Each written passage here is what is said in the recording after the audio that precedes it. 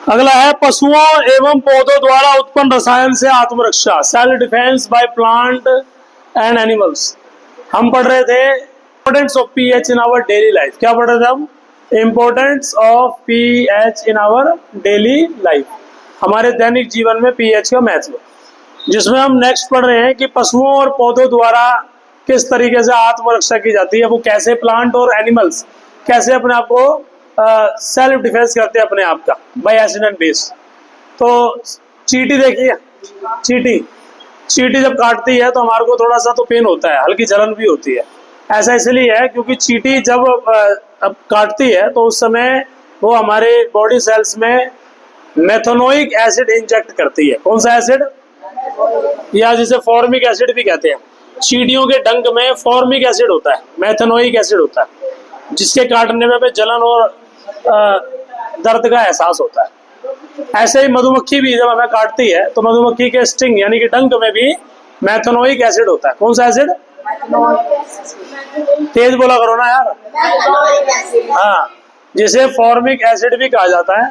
और मधुमक्खी जब डंक मारती है उस समय में जलन और पेन का एहसास इसलिए होता है क्योंकि वो उसने मेथनोइक एसिड को इंजेक्ट कर दिया, हमारे सेल में मेथनोइक एसिड डाल दिया। समझ गए? ऐसे ही एक होता है प्लांट जिसका नाम है नेटल। क्या नाम है? उसके कांटों में भी मेथनोइक एसिड प्रोड्यूस होता है, और जब वो कांटा हमारे लगेगा तो मेथनोइक एसिड ट्रांसफर हो जाएगा हमारे सेल के अंदर, और हमारे को दर्द और जलन का एहसास होता है, पेन और इरिटेशन होती है हमारे को। अब क्या करना है इन एनिमल्स में या प्लांट में? क्या है? अम्ल है, तो हमें उसको न्यूट्रलाइज करने के लिए क्या करना है? क्षारक लगाना है, बेस यूज करना है। तो जब भी चींटी काट ले या मधुमक्खी काट ले तो आप वहां बेकिंग पाउडर अप्लाई कर सकते हो क्योंकि वो बेस नेचर का होता है। समझ गए? या कोई भी ऐसा बेस जो बहुत स्ट्रोंग ना हो उसका यूज करके तुम उस एसिड को न्यूट्रलाइज कर सकते हो। अब कई बच्चों के दिमाग में ये सवाल होगा कि भाई मेरे को मधुमक्खी काटी थी तो मैंने लोहा रगड़ दिया था, ये कह रहा है और लोहा रगड़ने से मेरे को जो है दर्द मेरा खत्म हो गया। अब लोहा मतलब हो गया आयरन, लोहा आयरन है ना, जो केमिकल नेम है Fe आयरन है। अब लोहे का जो नेचर है वो है बेस नेचर। मेटल किस नेचर की होती है? Base nature. या उसके ऊपर जंग लगा हुआ है तो यानी कि वो हो गया मेटल ऑक्साइड। क्या हो गया? तो मेटल ऑक्साइड किस नेचर के होते हैं? बेस नेचर के। और मक्खी में क्या है?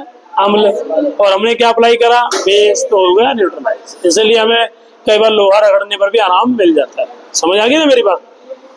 और एक नेटल का जो प्लांट मैंने बताया था, नेटल, ये जो पौधा है ये ज्यादातर पहाड़ी क्षेत्र में पाया जाता है, पहाड़ी क्षेत्र में पाया जाता है। अब जैसे ही इसका कांटा लगेगा तो मैं बहुत तेज जलन होगी, दर्द होगा, क्योंकि इसने अमल जो है वो छोड़ दिया। ऐसे में तुम्हें नेटल प्लांट के ही आसपास एक और प्लांट दिखेगा जिसे डोक प्लांट बोलते हैं। क्या बोलते हैं? उसको अप्लाई कर दो, वहां पर एसिड न्यूट्रलाइज हो जाएगा, वो बेस नेचर का होता है। मतलब प्रकृति ने सब कुछ अरेंजमेंट ऑलरेडी पहले से किया हुआ है।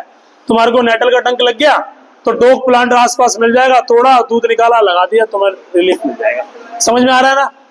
तो चींटी के डंक में कौन सा एसिड है? मेथनोइक। मधुमक्खी के डंक में मेथनोइक, नेटल में मेथनोइक। और अगर इसको न्यूट्रलाइज करना है तो आपको कोई बेस का यूज करना है। वहाँ बहुत ज्यादा स्ट्रॉन्ग बेस नहीं होना चाहिए, जितना मतलब पीएच वैल्यू बहुत ज्यादा ना हो, दुर्बल से थोड़ा ऊपर कर सकते हो। ठीक है?